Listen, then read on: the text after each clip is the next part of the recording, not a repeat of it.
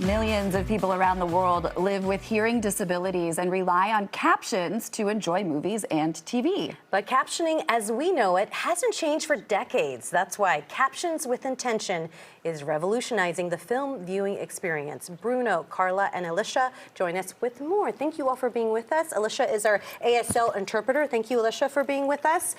So, Bruno, you are with FCB Chicago, and Carla, you're with the Chicago Hearing Society, and you two decided to collaborate on updating the closed caption system.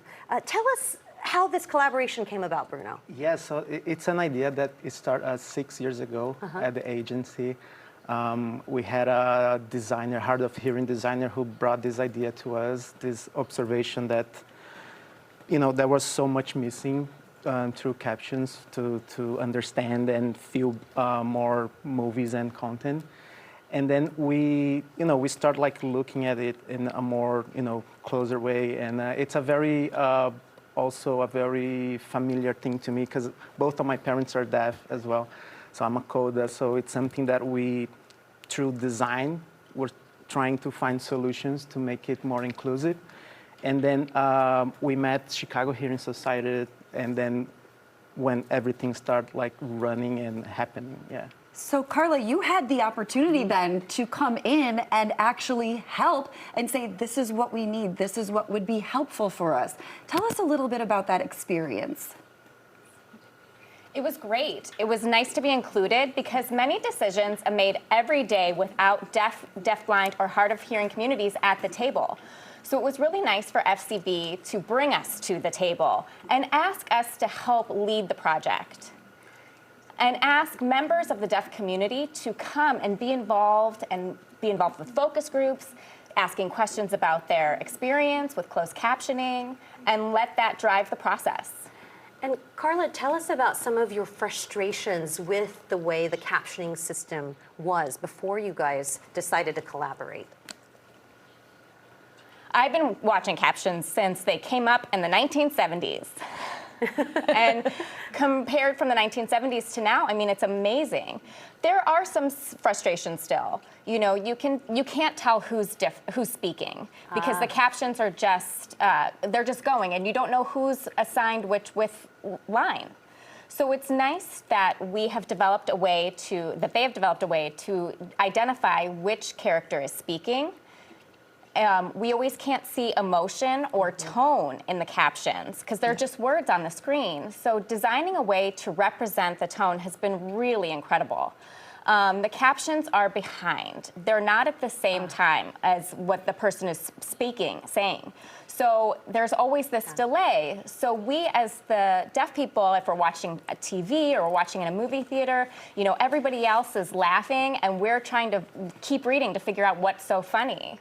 So now everything is more real time, and it's been very nice. And we're looking at an example of that on the screen right now. Bruno, can you tell us what you guys did here? If we look at the bottom of the screen, you'll see those words pop out, as Carla's saying, as the people are talking, correct? Correct, yeah. So that's what we developed with Chicago Hearing Society and at FCB.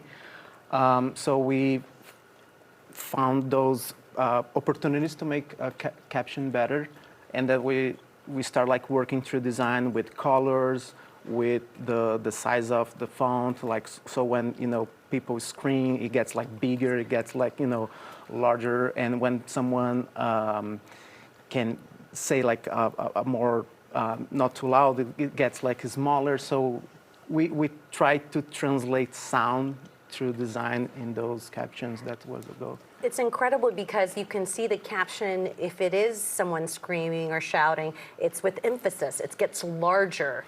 And then also, what is the use of color? Because there's a lot of different use of color as well. Exactly, yeah, because one of the things that we realized working with them, that when there was a scene with more than 2-3 people talking at the same time, sometimes it's hard to identify. That's what Carla was saying. Yeah. So with colors, we could find a way to make it easier than to identify. To designate the words to a particular character in the movie. Yeah. Exactly, yeah. And I know you guys recently hosted a screening of Jurassic Park.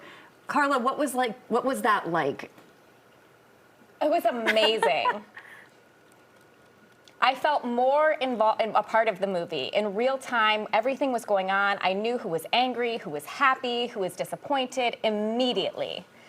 And I could figure out which character was speaking and when. It was so nice. It felt like really connected with the movie more than in the past experiences.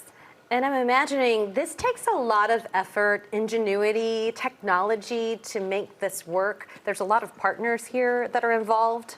Right. Yeah, we developed a design system, which is pretty much all the rules that, so it's an open source tool that it's available to studios, to producers, to filmmakers to apply.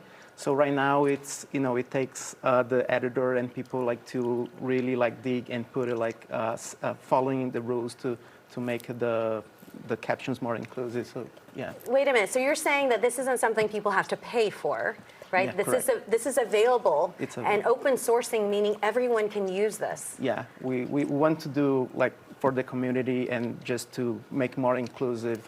So like when a film they play with editors, with the colors and everything sound, we just want to include closed caption as a better way so they can close the gap and make it more inclusive. Well, Bruno, Carla, we love this collaboration. Such great things coming from it. Alicia, thank you for being here as well. If you want to learn more, all you have to do is head to chicagohearingsociety.org or fcbshy.com. You can also, of course, find them both on Instagram right there on your screen.